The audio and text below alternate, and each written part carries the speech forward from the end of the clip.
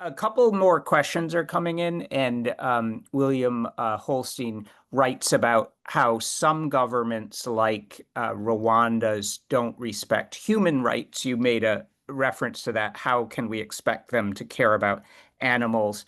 Talk a little bit Yeah. about Yeah. that dichotomy here. And here's one thing: right across the border from Rwanda, we have Congo. We have Rwandan troops in Congo, and we have animals that are being killed in conflict right across the border. So how do you reconcile all of that? Yeah, it's a paradox. So that hill where the gorillas are in Rwanda is shared by two other countries, by Congo and Uganda. Mhm. So depending on how things are going in these three countries, typically the gorillas who are really smart would go from one country to the next and go on the other hill, so to speak, right? So there was a point in time, uh, 20, 25 years ago, where the gorillas were not in Rwanda, they were actually in Congo because it was safer to be in Congo, right? I mean, Yeah. bizarrely, right? And then they would go to Uganda, and then the situation would change in Uganda, and then they would come back to Rwanda. But yeah, as I was saying, trying to make my point, when you ask me where is wildlife doing well, well, Rwanda is a tiny, tiny, tiny country, and it's full of people. And and the only area that they've managed to, I mean, they've created national parks since. The problem is, by creating those national parks, they've removed forcefully people, right, to create this space, because they wanted the space, probably because they were inspired by the money that they're making with the gorillas, thinking, well, we're going to create this space, we're going to bring rhinos from South Africa, which they did, and we're going to make more money there. So obviously that's not acceptable, right? Unless you give a good scenario, fallback scenario, to the people that are being forcefully moved. But yeah, it's a paradox. So that hill, when you're on top of the hill surrounded by gorillas, which is, by the way, an humbling experience to realize that a gorilla is so close from us humans, you can hear down the hill the people who are just surrounding that hill. So, but that hill is a fortress now. It's protected by people with guns. So the gorillas are safe. And that's the only thing that I can say and talk about. If we are talking about politics and how Rwanda is behaving in the region or in their own country with their people, it's a different matter altogether. I am not here to say what they're doing is good. I'm just here talking about the gorillas. Yeah. Yeah. Bridget is writing here. I don't know if you can see it, a little bit about photography here. How do you feel about this tendency from documentary to artistic work used by photographers, even for photojournalism issues? So I guess a question about photographic style, and is this book photojournalism in your view, or is it something else? And what would you say about the style of your work? I mean,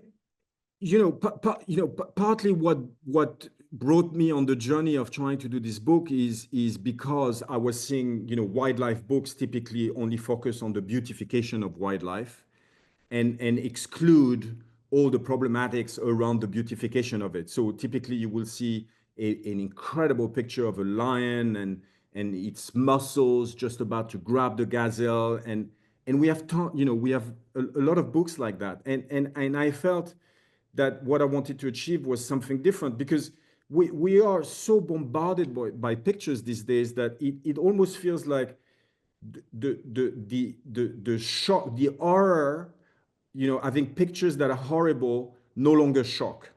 And so the raw graphic of horror will no longer shock and provoke an emotion in us that will make us wanting to react. And I think the beautification does the same thing. So it doesn't deal with the real issue. So I wanted to, as far as my photography is concerned for this book, it was a difficult tempo to find, where I wanted to be in reality, which is basically dealing with both, with horror and beauty and try to mix both of them in the most in the most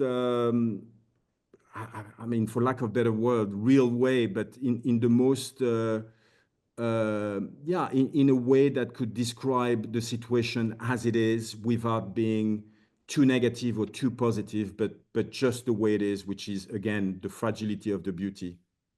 I think we're going to go with a final question, and Bridget is asking here, what do you think about how do you think new generations will care about wildlife?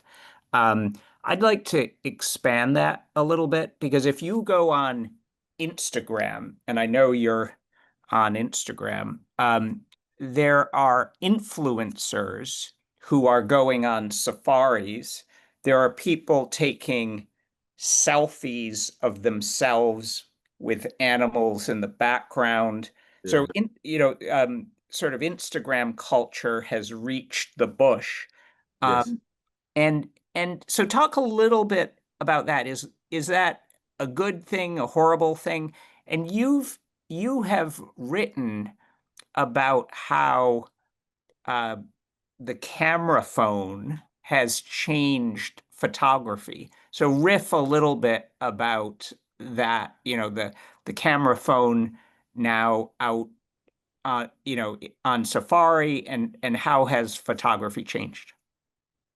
Well, photography has changed just by the example that you're using. It's like influencers are being paid by lodges or by companies in Africa who are bringing people who have 1 million followers and call themselves influencers and will use an iPhone and take selfies and they call themselves a photographer as well. I mean, that's not my description of a photographer, but I come from a different generation. Photographers were, people who had a craft and use that craft if you were going into journalism like I did to be able to say things about a subject matter. It was in the service of a subject matter. What you're referring to is in the service of commerce, and that's what Instagram is today. Is a commercial digital shopping mall where you will follow people for whatever reasons, either because they look good or because they sell a product that you're interested, or because they have an amazing filtered beautiful life, which by the way is not real because it's filtered, right? And that's how it has changed. It has commodified photography in a way that for people like me it's harder and harder to be able to communicate with the language that we know, which is photography, about issues such as the one that I'm talking about in the book. So the question is a book enough now to be able to talk about human wildlife conflict? I don't know. Maybe the book is the beginning of something else. Maybe the book will bring me in talking to you and making this, slightly more broad for people to understand what this issue is about. But this is how photography has changed. Is like, what is photography? It's a good question. Yeah, great. Guillaume, on behalf of the Overseas Press Club, want to thank you for joining us. A provocative book, really provocative. I think you explained it well today. A pleasure to reconnect. And on behalf of I want to thank everyone for sending in questions and for joining us today. So, Guillaume, thank you very much. Thank you to all of you. Thank you, Mark. Lovely to see you and reconnect and talk about all of this and the old days. Thank you. Take care, everyone. Bye.